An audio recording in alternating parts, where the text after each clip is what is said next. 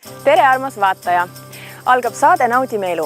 Minu nimi on Katariina Ratassepp ja täna me naudime elu Lõuna-Eestis.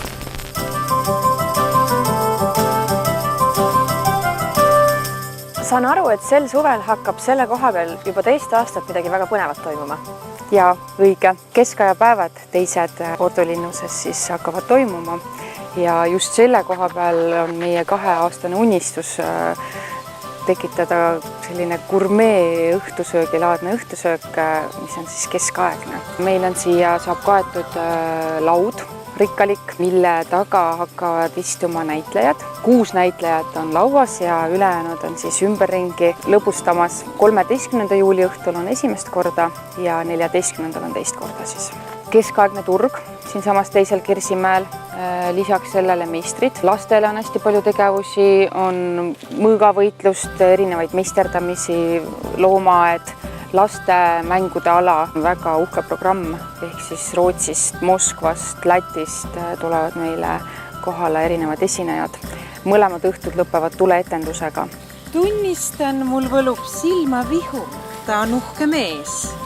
Helena jaoks on ta vana, rohkem sobiks minule. Näitlejad teevad praegu proovi. Meil teatada on armas rahvas, et kihlatud ma selle neiuga.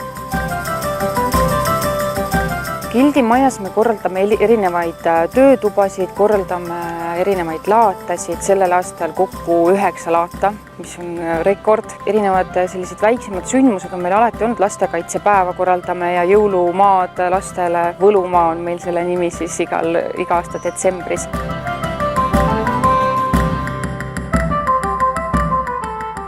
Nagu näha, olen mina nüüd pealaest jalatallani sukeldunud keskaega ja seda sama ma soovitan teile ka, sellepärast et selleks, et osaleda sellel keskaegsel õhtusöögil, peaks samuti tulema keskaegses rõivastuses ja sellist samasugust kaunist kleiti saab kas laenutada või lasta endale õmmelda siinsamas Bonifatiuse gildis.